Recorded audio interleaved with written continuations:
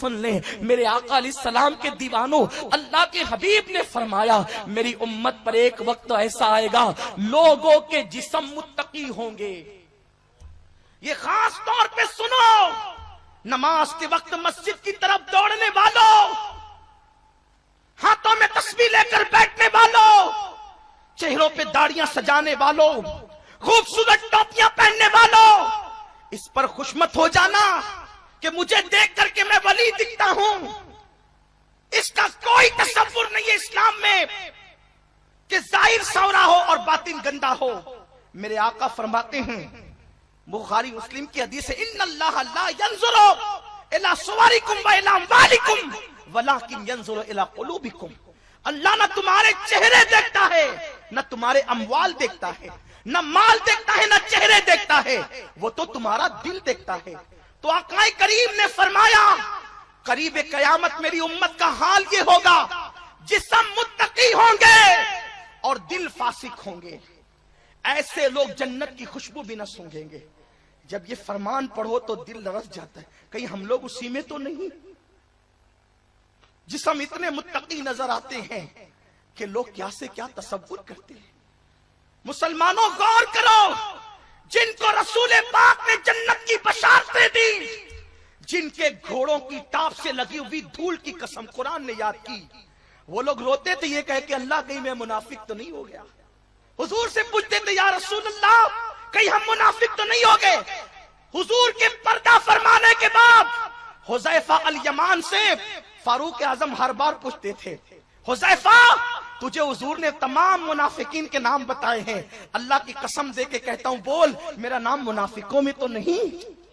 وہ عمر جس کا ذکر توریت میں، جس کا ذکر انجیل میں، جس کا ذکر قرآن میں اشداء علی الکفار کے حوالے سے ہے، جس کا ذکر اللہ رب العزت نے یوں کیا کہ حبیب تیرے لیے اللہ کافی ہے اور وہ مومنین جو تیری اتباع کریں۔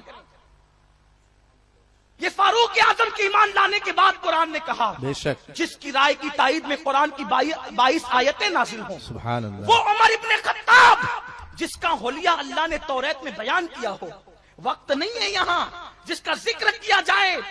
فاروق اعظم کی شان یہ ہے کہ توریت میں ان کا حلیہ ہے۔ اشارہ صرف دے رہا ہوں، واقعہ نہیں۔ جس وقت بیت المقدس پہلی بار فتح ہوا تو اس وقت دیوار پہ چڑھ کے ایک بڈھا راہب کہتا ہے کہ تمہارا مسلمانوں کا جو امیر ہے اس کو لاؤ، ہم چابیاں دے دیں گے۔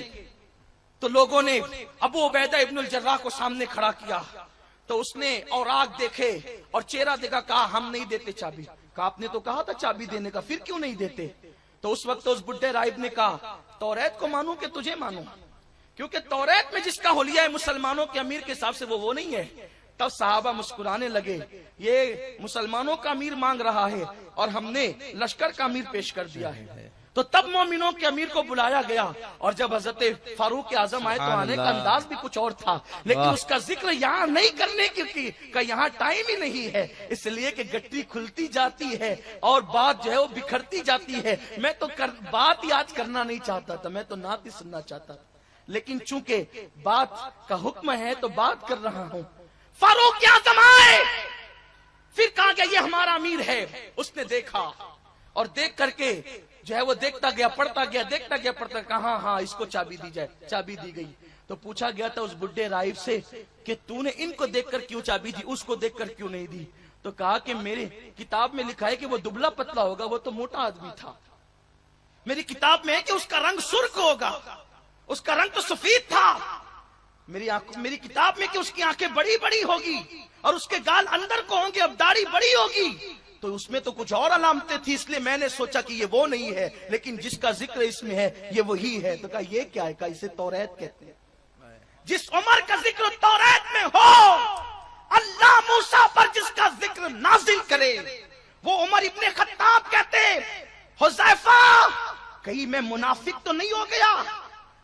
اور جن لوگوں کے جسم متقی اور دل فاسق ہیں وہ یہ ٹھیکہ لے کر کے بیٹھے ہیں کہ ہم جنتی ہیں، جنت ہمارے باپ کی ہے۔ میرے پیارے آقا علیہ السلام کے پیارے دیوانوں، اپنی فکر کو تبدیل کرنا ہوگا۔ سنی دعوت اسلامی آپ کی فکر کو تبدیل کرنا چاہتی ہے۔ ہاں मकड़ी के जाले की तरह के रसूमात से निकलो, हकीकत की राह के मुसाफिर बनो, उस राह के मुसाफिर जिस राह के मुसाफिर सहाबा थे, ताबईन थे, औलिया थे। तो अर्ज ये कर रहा था, आका फरमाते हैं मेरी उम्मत के लोग जिस्म मुत्तकी होंगे, दिल फासिक होंगे। मतलब क्या? अमाल जाहिरी तो तकवा के हवाले से हैं, लेकिन दिल फासिक है। कैसे? जब भी अकेले में गुनाह करने का मौका मिलता है कभी कोई कसर नहीं छोड़ते। गीबत का मौका मिला, गीबत की गठरी लेकर बैठ गए। चुगली का मौका मिला, चुगलियों का बिस्तरा लंबा कर दिया। इंटरनेट पर, फेसबुक पर गुनाहों का मौका मिला, गुनाह करने बैठ गए। दिल फासिक है, जिस्म मुत्तकी है। ऐसे लोग अल्लाह की निगाह रहमत से महरूम है। जिस्म को मुत्तकी बनाने के साथ साथ अपने दिलों को भी मुत्तकी बनाओ। तो किफ्ल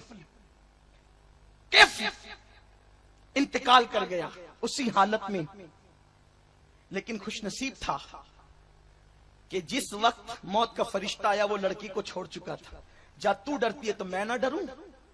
और जब मौत का फरिश्ता आया और उसका इंतकाल हो गया तो जंगल की आग की तरह ये खबर फैल गई, किफल मर गया, मर गया, मर गया, मर गया। जाहिदाने खुश्क तबसरे करने लगे। किफल तो इतना पापी और बदकार था कि पता नहीं उसका चेहरा कैसा हो गया होगा मरने के बाद, उसका हाल क्या हुआ होगा। लेकिन जब लोग आए हैं उसके दरवाजे पर, तो उसके दरवाजे पे नूर के कलम से लिखा हुआ था, इन्नल्लाह क़द गफ़रा लिल किफ्ल। अल्लाह ने किफ्ल की मग़फ़िरत फरमाई। सुभान अल्लाह। किफ्ल अल्लाह के डर से एक गुनाह उसने छोड़ा, अल्लाह ने सारे गुनाह बख्श दिए। तो इंसान अगर अल्लाह से डर कर एक गुनाह छोड़े, वो भी जवानी में, क्योंकि आका फरमाते हैं अल्लाह को जवानी की तौबा से और ज्यादा कोई अमल महबूब है ही नहीं। सबसे ज्यादा अगर कोई अमल पसंद है तो जवानी की तौबा है। तो ये गुफ्तगू समेट रहा हूं, दिल से ख्याल निकाल दो कि हम जवानी में गुनाह से नहीं बच सकते। इमाम याफई फरमाते हैं कि वो जो बुजुर्ग थे मिस्क, जिनको कहा जाता है मिस्की, यानी मुश्क वाले, तो वो उनका नाम ये कैसे पड़ा? फरमाते हैं कि वो एक कपड़े की दुकान पर काम करते थे। बड़े हसीन और जमील और खूबसूरत थे, कपड़े की दुकान पे काम करते थे।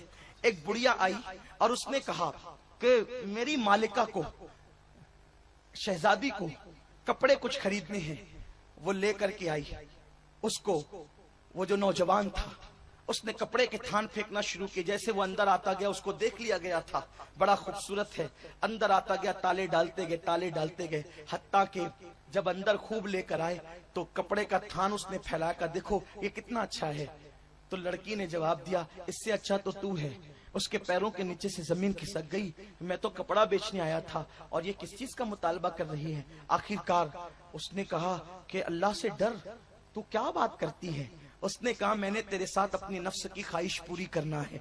उस जवान ने कहा अल्लाह से डर, ये जायज नहीं है, ये बड़ा बदतरीन जुर्म है। उसने कहा अगर तू मेरे साथ ऐसा नहीं करेगा तो मैं चीखूंगी, चिल्लाऊंगी और तुझे बदनाम कर दूंगी। तू इज्जत के साथ जीने के काबिल नहीं होगा। तो यहाँ तो जान बचाना भी जरूरी, दामन बचाना भी जरूरी, इज्जत बचाना भी जरूरी। तो उसने कहा ठीक, रुक रुक रुक, एक काम करते हैं, मुझे इस्तिंजा की हाजत है, मैं इस्तिंजा के लिए जाऊं, उसके बाद फिर तू जो चाहे कर ले। कहा तू इस्तिंजा के बहाने भाग जाएगा।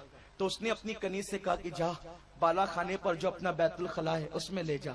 वो जवान गया, बैठे बैठे सोच रहा था गुनाह से बचूं कैसे, बचूं कैसे, बचूं कैसे। एक ख्याल आया, एक काम करते हैं, ये तो मेरी खूबसूरत चमड़ी को देख करके फरेबता है, तो इसको बदबू से नफरत होगी। जाहिर सी बात है, इंसान को बदबू से नफरत होती है। अंदर का गंदगी और मैला निकाला और अपने बदन पे मल लिया।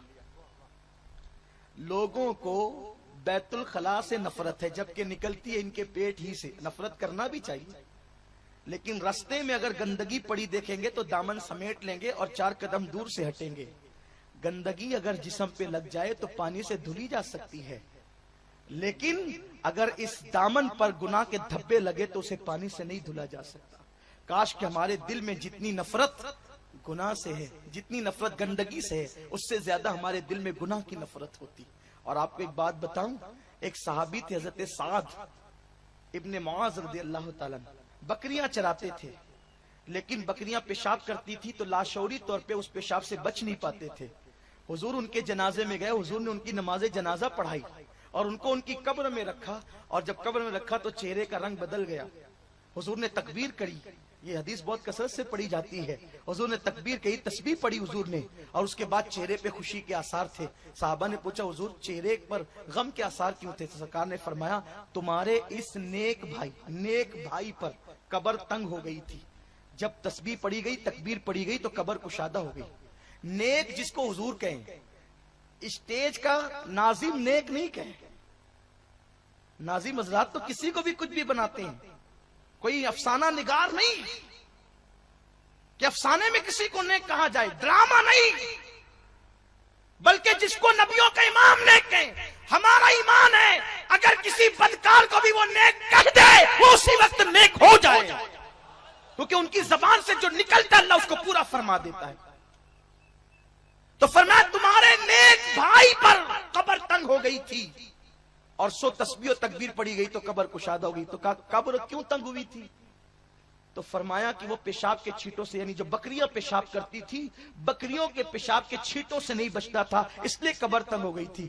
صحابی اگر لاشعوری طور پر بکری کے پیشاب کے چھینٹے سے نہ بچے تو تعلیم امت کے لیے حضور بیان کر رہے ہیں کہ ان کی قبر تنگ ہو گئی. تو ہم تو گناہوں سے بھی نہیں بچتے, ہم تو زنا کے اڈوں سے بھی نہیں بچتے, ہم تو شراب کے اڈوں سے بھی نہیں بچتے. ہمیں کیا ہو گیا ہے کہ ہم جنت کا سرٹیفکیٹ لے کر آئے, جنت کی سندیں لے کر آئے ہیں. اس دن کو یاد کرو جس دن اللہ تم سے تمہاری جوانی کے بارے میں سوال کرے گا, اور تم اپنی راتوں کی داستان جب اپنے ماں باپ کو نہیں بتا سکتے تو اللہ کے سامنے اپنی راتوں کی داستان کیا بتا سکو گے. اس لیے اپنی جوانی کی حفاظت کرو, اور اس کے لیے بہترین ہمارے پاس پلیٹ فارم موجود ہے. ماحول کے حوالے سے سنی دعوت اسلامی سے وابستہ ہو جائیں تو انشاءاللہ ہماری جوانی محفوظ ہو سکتی ہے. گناہ کے حوالے سے اس نوجوان نے گندگی کو اپنے بدن پہ ملا, اور ملنے کے بعد باہر آیا تو چونکہ گندگی تھی اس نے چلانا شروع کیا, پاگل پاگل پاگل, اور اس کو نکال دیا گیا. وہ چلے گئے تو گھر جا کے غسل کیا. غسل کرنے کے بعد 2 رکعت شکرانے کی نماز پڑھے. اللہ تیرا شکر ہے تو نے کتنے بڑے گناہ سے بچا لیا.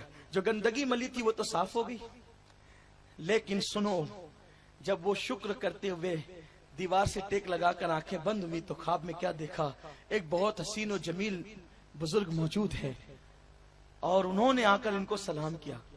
تو انہوں نے کہا بزرگ آپ کتنے خوبصورت ہیں, کون ہیں آپ؟ تو آپ نے فرمایا میں یوسف ہوں, یعقوب علیہ السلام کا بیٹا یوسف صدیق. تو فوراً اس جوان نے کہا آپ کا واقعہ کتنا عجیب ہے, قرآن میں ایک زلیخا نے آپ کو گناہ کی دعوت دی اور آپ کیسے بچے, کتنا عجیب ہے آپ کا واقعہ, اور کتنا عجیب ہے. اللہ اکبر, یوسف حسین ہے اور ان کے قصے کو قرآن نے احسن القصص کہا. کتنا حسین واقعہ ہے یہ. بلکہ زلیخا نے تو 7 دروازوں میں تالے بند کر دیے تھے. جناب یوسف بھاگے تو زلیخا سوچ رہی تھی زلیخا کہ میں تو تالے بند کر رکھے, وہ بھی شاہی تالے لگا رکھے ہیں, یہ بھاگ کے جائے گا کہاں. لیکن لوگوں نے جو ہے وہ آج یہ تاریخ بھی لوگوں کے سامنے موجود ہے. زلیخا نے اپنی آنکھوں سے دیکھا حضرت یوسف صدیق جیسے پہلے دروازے پہ گئے, تالا خود بخود ٹوٹ کر کے گر گیا, دروازہ کھل گیا. دوسرے پہ گئے, ٹوٹ کے گرا, دروازہ کھل گیا. زندگی یوسف بتا رہی ہے گناہ سے بچنا چاہو گے تو اللہ تمہارے لیے تالے بھی توڑ دے گا, دروازے کھول دے گا, کیونکہ اللہ کا فرمان ہے. اللہ فرماتا ہے کہ جو اللہ کی راہ میں کوشش کرتے ہیں والذین جاہدوا فینا لنہدینہم سبلنا, کہ جو اللہ کی راہ میں کوشش کرتے ہیں اللہ ان کے لیے راستہ نہیں راستے پیدا کرتا ہے. ایک راستہ نہیں راستے پیدا کر دیتا ہے. تو جناب یوسف علیہ السلام سے اس نے کہا آپ کا واقعہ کتنا عجیب ہے, آپ کیسے گناہ سے بچے؟ آپ نے جواب دیا میں تو نبی ہوں, میرا واقعہ تو عجیب ہے لیکن زیادہ عجیب تیرا واقعہ ہے کہ تو غیر معصوم ہو کر گناہ سے بچا ہے. مجھے میرے اللہ نے حکم دیا کہ تو نے گناہ سے بچنے کے لیے اپنے بدن پر گندگی ملی تو میرے قریب آ, میں اپنا ہاتھ تیرے بدن پہ مل کر تجھے جو ہے وہ معطر کر دوں. جناب یوسف نے ان کے بدن پہ ہاتھ پھیرا, جب وہ خواب سے اٹھے تو ان کا گھر بھی مہک رہا تھا اور ان کا جسم بھی مہک رہا تھا. ایک دو دن نہیں، ایک دو ہفتے نہیں، ایک دو مہینے نہیں، ساری زندگی بدن مہکتا رہا. انتقال ہوا تو جسم مہکا، کفن مہکا، قبر میں رکھ دیے گئے تو قبر بھی مہکی. جو گناہوں سے بچ کر یوں جوانی گزارتے ہیں اللہ ان کو یہ مرتبے عطا فرماتا ہے.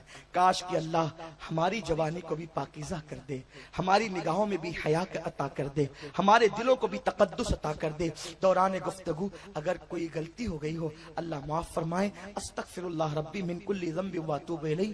لا الہ الا اللہ محمد الرسول اللہ صلی اللہ علیہ وسلم. وما علینا